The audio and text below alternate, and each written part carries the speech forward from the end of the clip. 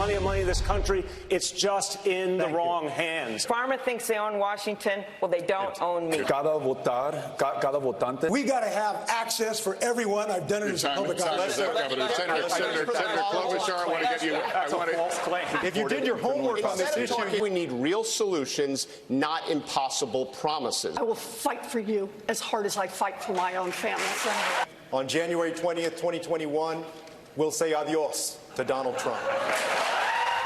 Got a big ovation last night down in Miami. Let's bring in Newt Gingrich, former Speaker of the House, Fox News contributor, and the author of the book Collusion. He joins us right now. There's the book. I haven't heard that word enough. Hey, Newt, as somebody who has been on the presidential debate stage a time or two, what did you think about the tone and tenor of what we saw last night? Well, I mean, first of all, if you're a Democrat in this particular year, you're going to run to the left, you're going to be anti-Trump, and to some extent, you're essentially arguing that America is a bad country and that only you can fix it. So they're not running to govern the country as it exists. They're running to change the country pretty dramatically. On the other hand, in these kind of debates, which is all chaos, what you need is a good 30 to 45 seconds. And I thought Elizabeth Warren was very effective in saying, I'll fight for you the way I'd fight for my own family. She doesn't need much more than that at this stage. She probably strategically was the winner last night because she went in as the strongest of that particular set of 10. And I think she came out with the best line and as a very strong person. And on the other hand, I think Beto O'Rourke probably was the big loser because everybody decided to beat him up. And there's not much there anyway, and they just drove it further down. Right. I mean, I really think that he lost big time. He had nothing to say as soon as he was engaged. Why do you think Julian Castro said, I got to KO Beto O'Rourke to stay in this? Where did that strategy come from? Look, he may think that he may see this as a Texas primary to become the Texas candidate to be able to raise money in the second biggest state.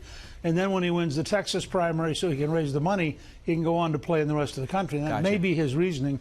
It'll make some sense. I mean, even a state the size of Texas has a hard time having two major candidates. But you clearly see Castro on the way up, and you see O'Rourke on the way down, I think, in terms of the trajectory of their campaigns. So Democrats took aim at the economy last night. I want you to listen to this real quick, and then I want to get your reaction.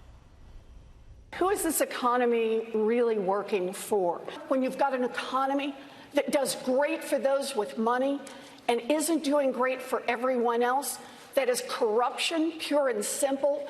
We need to call it out. We need to attack it head on, and we need to make structural change. Donald Trump just sits in the White House and gloats. This is supposed to be the party of working people. Yes, we're supposed to be for a 70% tax rate on the wealthy. Yes, we're supposed to be for free college, free public college. This economy has got to work for everyone.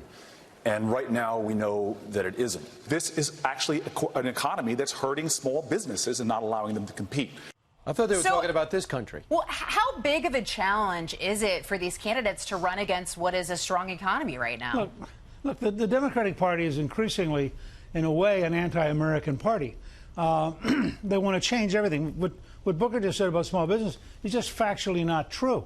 You have more small businesses, they're doing better, they're hiring more people. But imagine the challenge you've got as a Democrat. You're going to go out and say you don't like the highest level of black employment in history.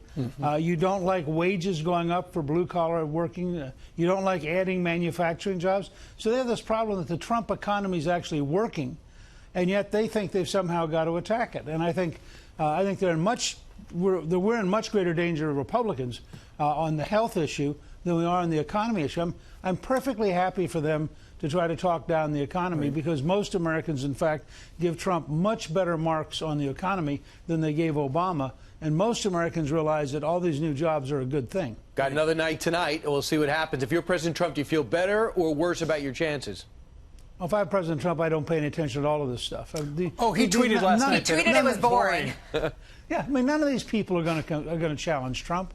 I think the only person who challenges Trump is Trump. I think otherwise he just wins. Good way to put it. All right, Newt, thank you very much.